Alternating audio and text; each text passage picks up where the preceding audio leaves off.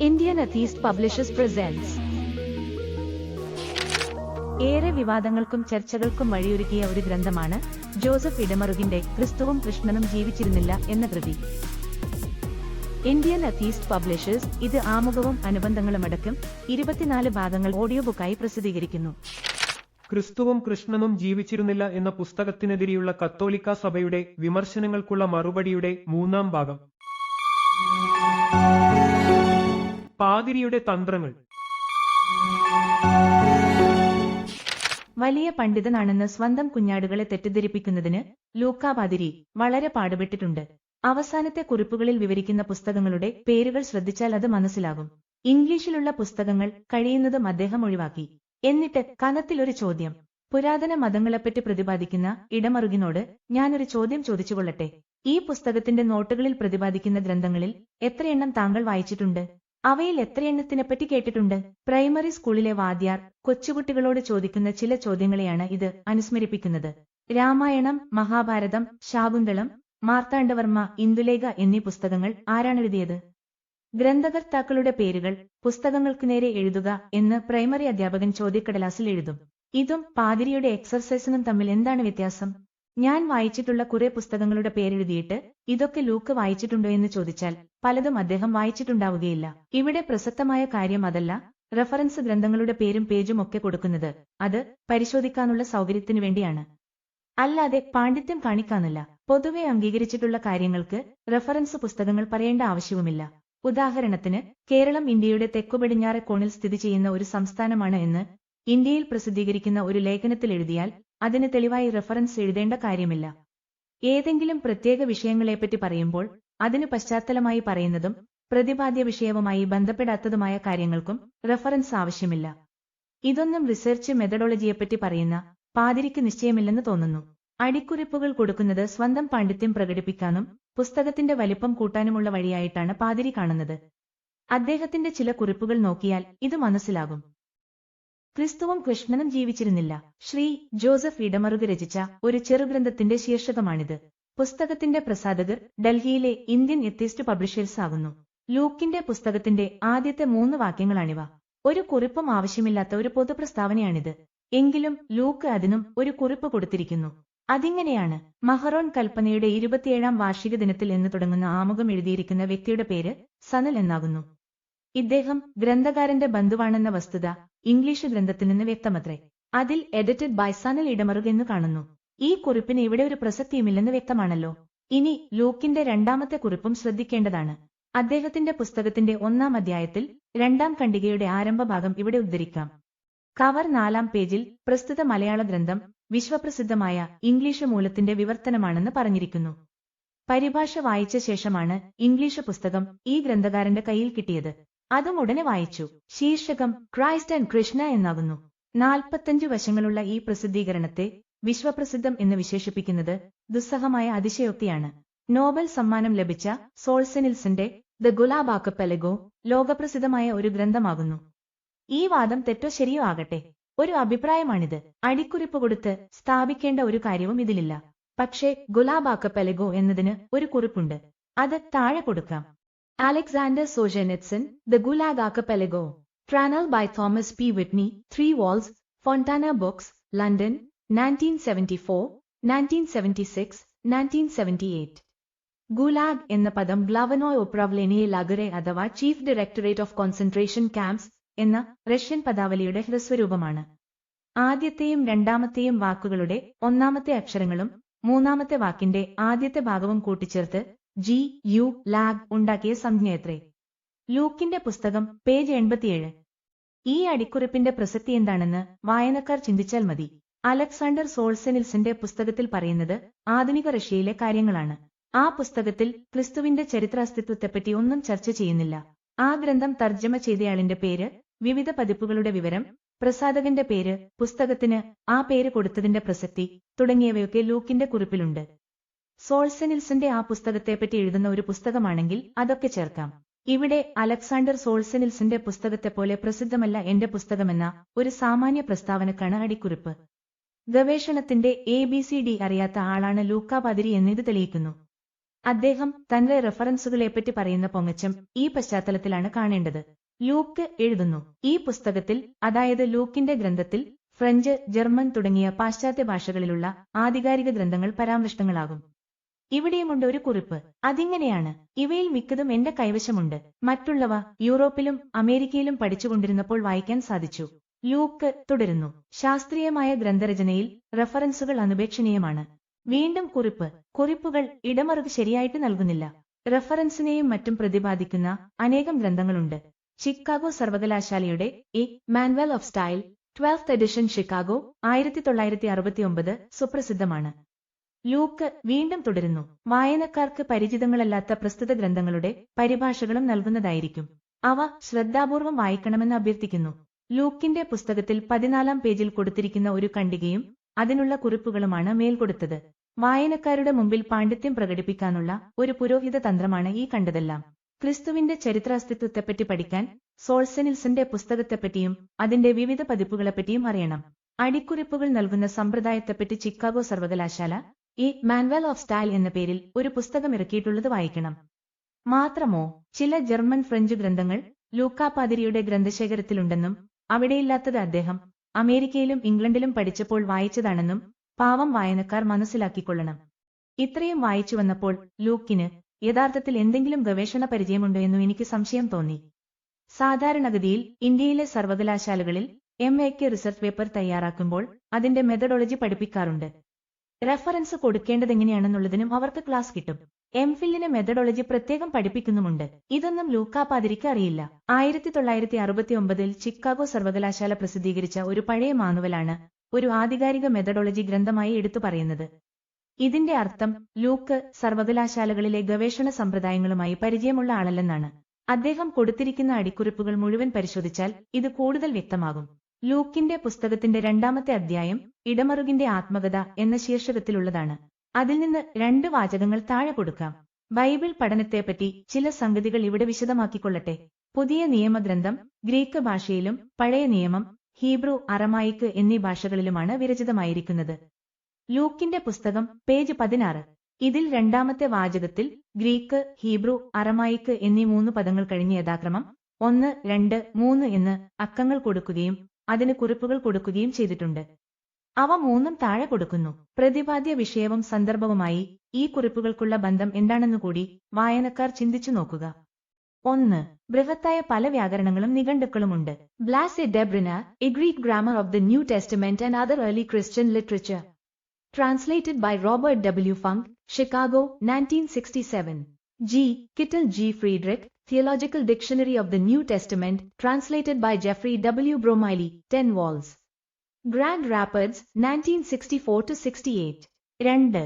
Hans Bauer Pautus Leander, Historische Grammatik der Hebräischen Sprache des Alten Testaments, equal to Historical Grammar of the Hebrew Language of the Old Testament, Reppe, Hildesheim, 1962. Rudolf Meyer, Hebräisch Grammatik, Hebrew Grammar, 3 vols, Berlin, 1966-1971. Alexander Sperber, A Historical Grammar of Biblical Hebrew, Leiden, 1966. 3 നിഘണ്ടുക്കളുടെ ശീർഷകം ചേർക്കുന്നു. Francis Brown, Samuel R Driver, Charles A Briggs, a Hebrew and English lexicon of the Old Testament, റെപ്പർ, Oxford, 1962. L Koehler W. Baumgartner, Lexicon in Varera's Testamenti Ligros equal to Lexicon to the Books of the Old Testament, Leiden, 1952. F. Zorals A. Vogt, Lexicon Hebraicum et Aramaicum Testamenti equal to Hebrew and Aramaic Lexicon of the Old Testament, Rome, 1954-1970. 3. Bauer Leander, Grammatik des Biblische Ramation equal to Grammar of Biblical Aramaic. Reppe, Hildesheim, 1962. Greek, Hebrew, Aramaic എന്ന 3 ഭാഷകളുടെ പേര് പറഞ്ഞതിനാണ് ആ ഭാഷകളിലുള്ള കുറെ ഡിക്ഷണറികളുടെയും വ്യാകരണ ഗ്രന്ഥങ്ങളുടെയും പേര് കൊടുത്തത്. ഈ ലിസ്റ്റ് വേണമെങ്കിൽ കുറേക്കൂടി നീട്ടാമായിരുന്നു. ആ ഭാഷകളിൽ വേറെയും നല്ല നിഘണ്ടുക്കൾ ഇറങ്ങിയിട്ടുണ്ട്. ആളുകൾ ഭാഷ പഠിക്കുന്നത് നിഘണ്ടു വായിച്ചില്ലെന്ന വിവരവും ഈ പാതിരിക്ക് അറിയില്ല. എന്തിനാണ് അടിക്കുറിപ്പ് കൊടുക്കുന്നതെന്നുള്ളത് മനസ്സിലാകാത്ത പാതിരി കിട്ടിയ വിവരങ്ങളൊക്കെ കുറിപ്പായി ചേർത്തു.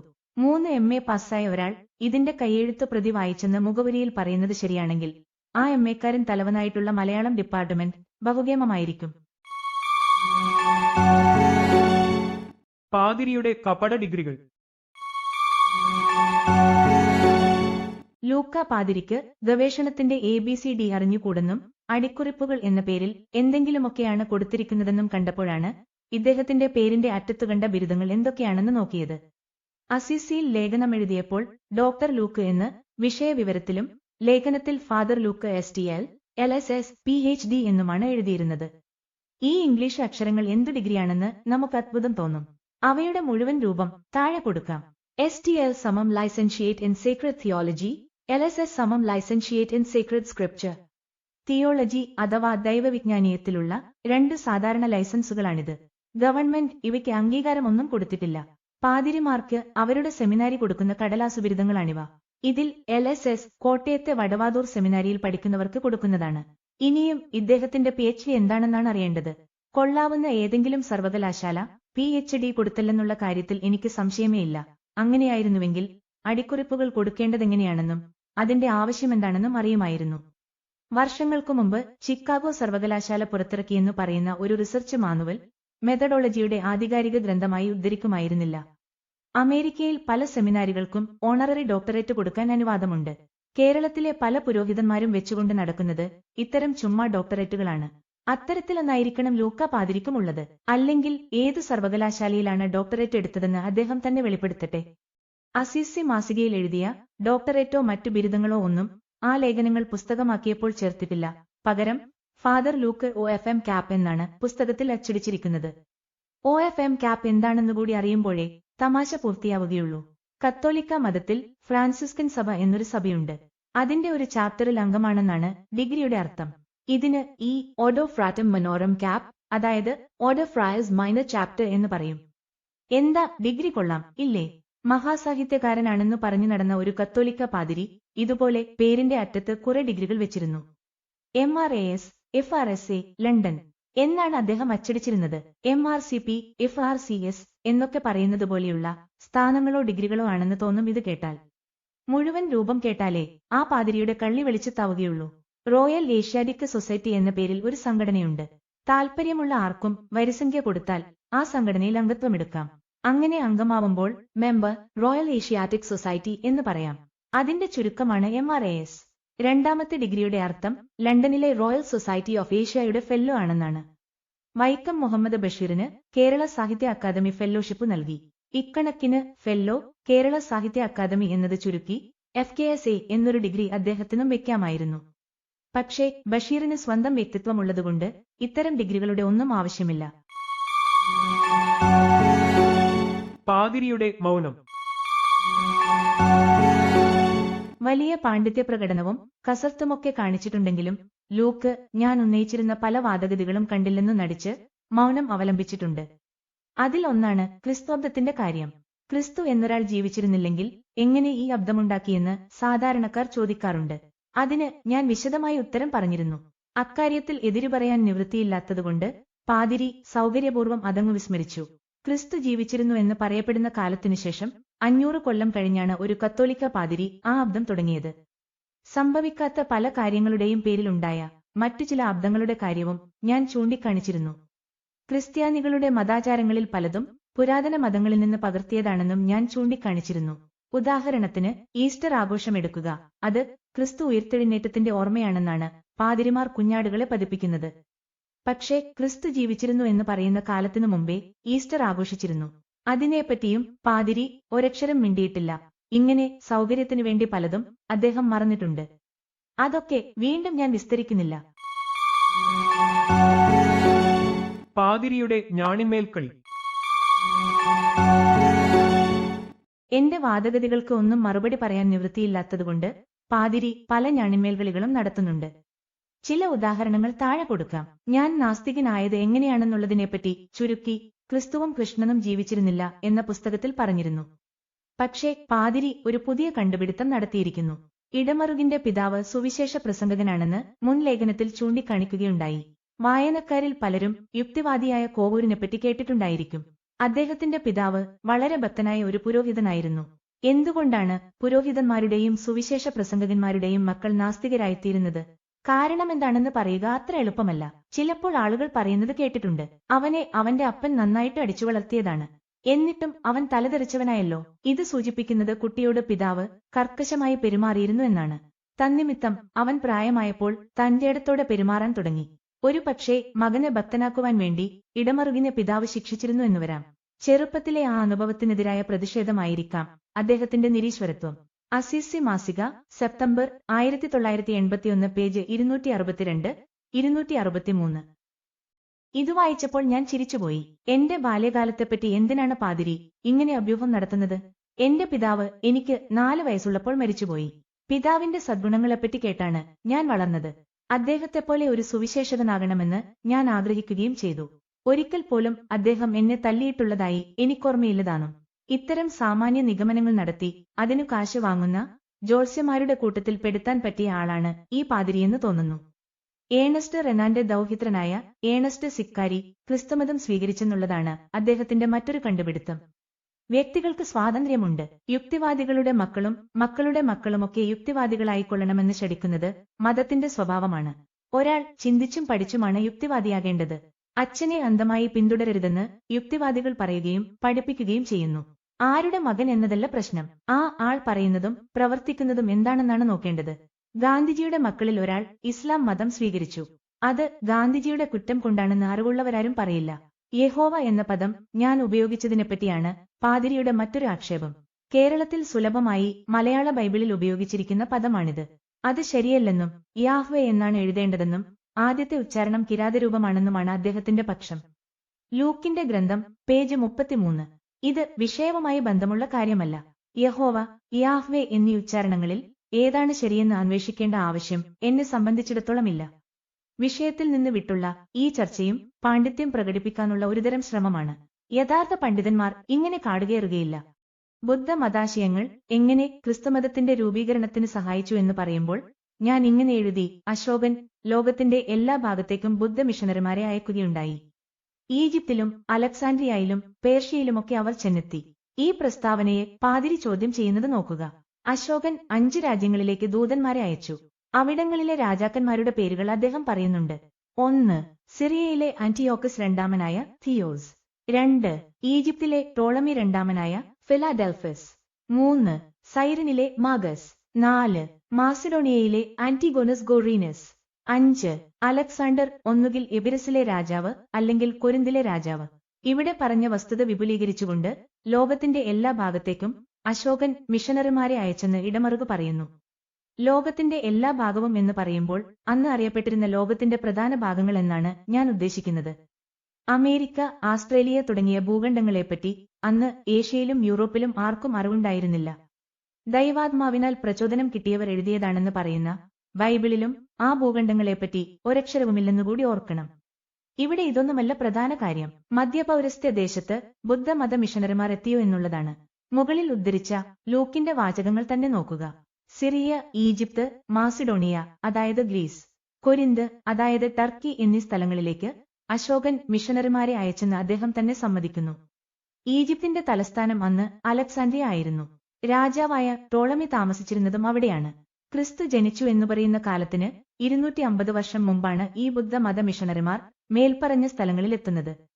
ബുദ്ധമതാശയങ്ങൾ അവിടെ നേരത്തെ എത്തിയിരുന്നുവെന്നും അതിൽ നിന്ന് ക്രിസ്തുമതം പലതും സ്വീകരിച്ചിട്ടുണ്ടെന്നും പറഞ്ഞത് ഉപരിപ്ലവ ബുദ്ധി നിമിത്തമാണെന്ന് അടുത്ത ഖണ്ഡികയിൽ പാതിരി പറയുന്നു.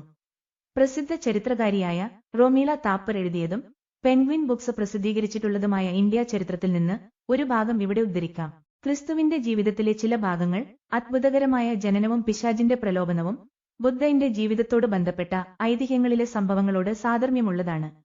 പരോക്ഷമായ കടമെടുപ്പല്ല ഇതെന്ന് സന്ദേഹിക്കാതിരിക്കാൻ പ്രയാസമാണ്. എസീനരെപ്പറ്റിയുള്ള നിരീക്ഷണങ്ങൾ സൂചിപ്പിക്കുന്നത് ഇന്ത്യൻ മതവിശ്വാസങ്ങളെയും ആചാരങ്ങളെയും പറ്റി മെഡിറ്ററേനിയൻ ലോകത്തിന് അറിവുണ്ടായിരുന്നു എന്നാണ്. ചില സിദ്ധാന്തങ്ങളനുസരിച്ച് ക്രിസ്തു നേരത്തെ ഉൾപ്പെട്ടിരുന്ന മതവിഭാഗമാണ് എസീനർ. പേജ് 119. പുതിയ നിയമ ബൈബിളിന്റെ പഴക്കത്തെപ്പറ്റി പറയുമ്പോഴും ലൂക്കാപാതിരി ഞാണിന്മേൽ കളി നടത്തുന്നുണ്ട്. ഈ സുവിശേഷങ്ങളിൽ ഒന്നിന്റെ പോലും കൈയെഴുത്തു പ്രതിക്ക് 1500 വർഷത്തിലേറെ പഴക്കമില്ല എന്ന് ഞാൻ എഴുതിയിരുന്നു. അതേപ്പറ്റി ലൂക്ക് പറയുന്നത് ഇങ്ങനെയാണ്: പരമാബദ്ധം. പുതിയ നിയമത്തിന്റെ ഏറ്റവും പഴക്കമുള്ള പ്രതികൾ പപ്പയറസ് പ്രതികളാണ്.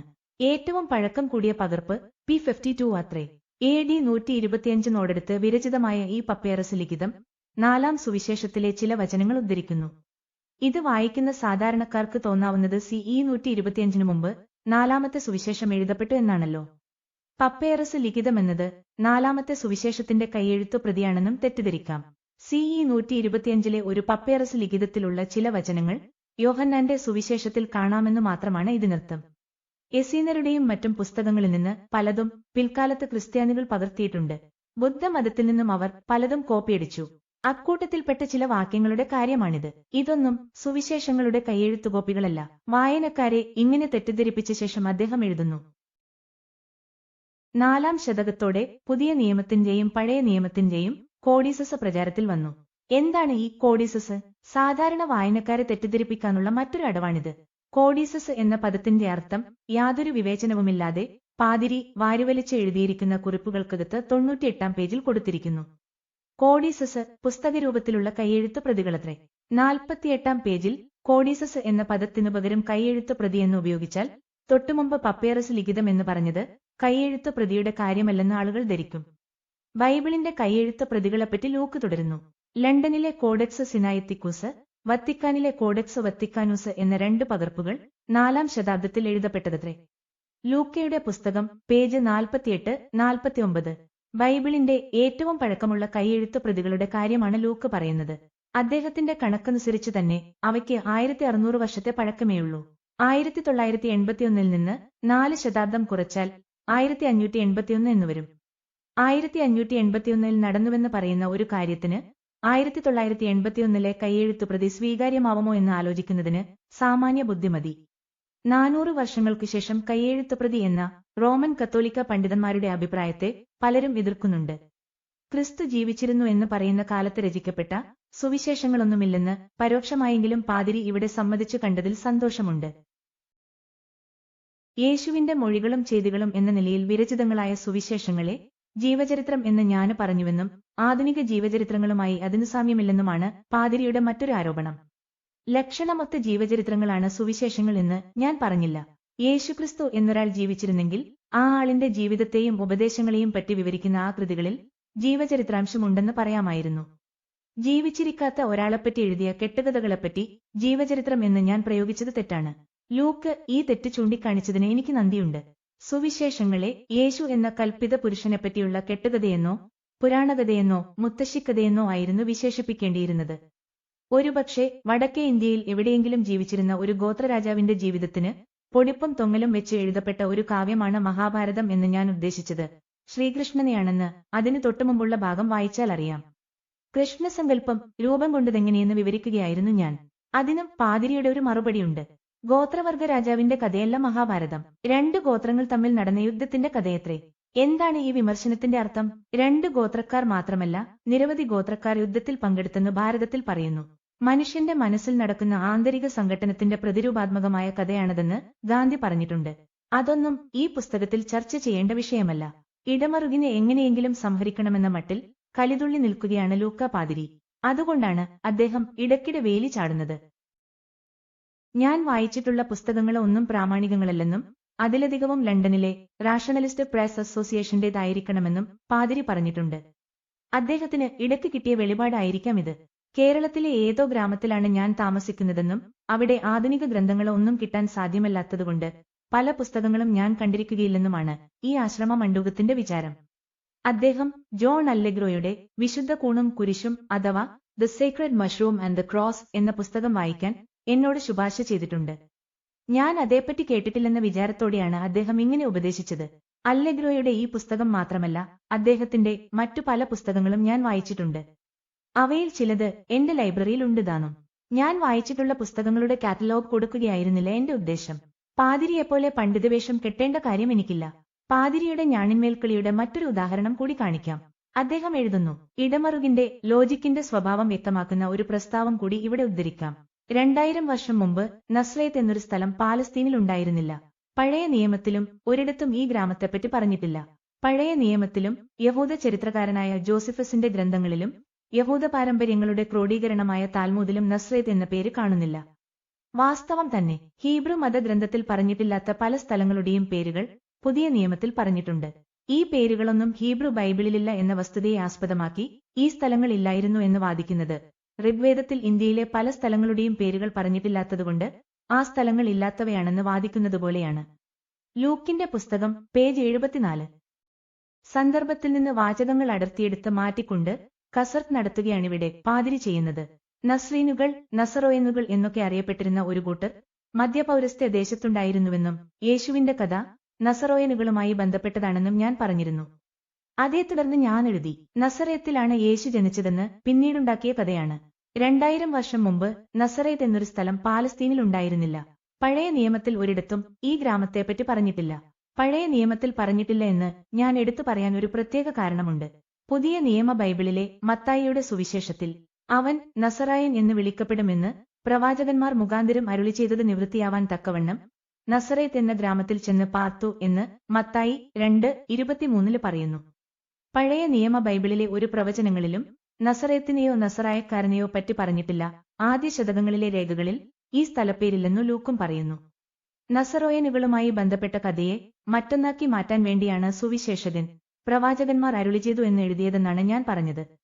ഇപ്പോഴും നസറേത്ത് എന്നൊരു സ്ഥലം ഗലീലിയയിലില്ല. ഞാൻ ആ സ്ഥലങ്ങളിൽ സഞ്ചരിച്ചിട്ടുണ്ട്. എൻ നസീറ എന്ന പേരിൽ ഗലീലിയയിലുള്ള സ്ഥലമാണ് പഴയ നസറേത്ത് എന്ന് ക്രിസ്ത്യാനികൾ അവകാശപ്പെടുന്നതിന് തെളിവൊന്നുമില്ല. ക്രിസ്തുവും കൃഷ്ണനും ജീവിച്ചിരുന്നില്ല എന്ന പുസ്തകത്തിനെതിരെ കത്തോലിക്കാ സഭയ്ക്കു വേണ്ടി ഫാദർ ലൂക്ക് എഴുതിയ പുസ്തകത്തിനുള്ള മറുപടി തുടരുന്നു. തുടർന്നു കേൾക്കുവാനുള്ള ലിങ്ക് ചുവട്ടിലുണ്ട്.